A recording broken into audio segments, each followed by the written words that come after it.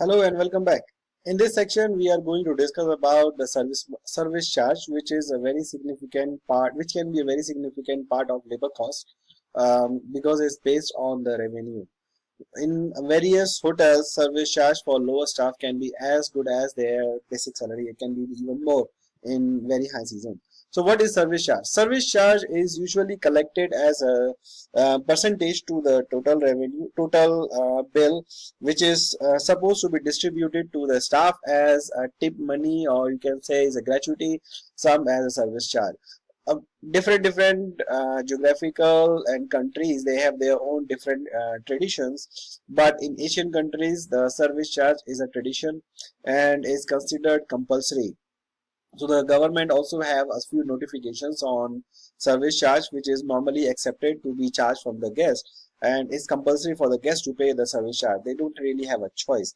However, in certain countries they have a choice. If they want to pay a service charge to the customer, to the staff, they can pay based on their own amount. On some hotel chains, they have a fixed amount. If the guests want to pay that fixed amount, it's okay. If they don't want to pay, it's as is okay as well. However, there are always disputes that the hotel want to charge service money. If the guest disputes it, there are problems. So for this video, we are assuming the service charge is supposed to be paid by the guest, is compulsory. So now, what is service charge and how it is calculated? Let's look at an example. I have done country A, country B, because some countries they charge taxes differently. So let's say here the invoice amount is $100. Now the service charge, assuming 10%, in other countries can be different, 10 and 10. So total amount becomes $110 and $110. Now the tax in some countries is calculated based 5% based on 110. So in some countries is charged based on $100 based on the invoice amount. Mostly it's this case 5.5.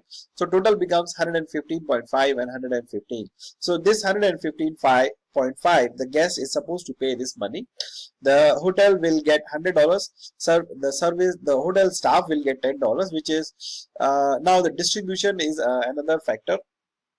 Is sometimes equally distributed among all the staff irrespective of their rank and salaries, and in some hotels it is divided into the certain categories. So the either lower staff get lower percentage and higher staff get higher percentage, or sometimes is based on the performance points of the staff.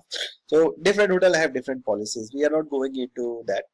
So you must know your own hotel policy, or you can make your hotel policy. Now there are two ways. One, if the invoice amount is inclusive of all the VAT and service money, or exclusive. So let's say what happens if the amount is net. It includes all the menu price includes VAT and service charge. So how to calculate? So in this case, as we know, if the bill amount is 100, the total amount becomes 115. So we work backwards from $100. We divide by 115.5 multiplied by 100, so we get invoice without VAT and service money at 86.58. In this case 86.96. So we charge again 10% service charge and then the 5% tax. We come back to the same value as $100 where we started. So this is how the service charge is calculated and distributed. Now, what is the accounting treatment? The accounting treatment based on the policy of the hotel. So let's say if it's 100% distribution or partial distribution.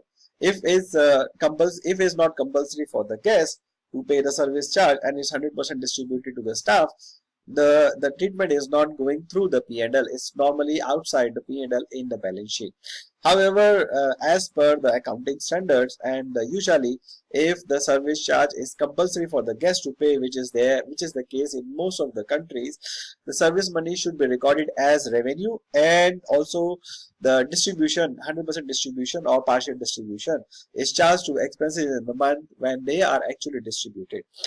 Some hotels, they have a policy on recovering the operating losses and damages from the service charge, so that is normally reduced from the breakages and expenses.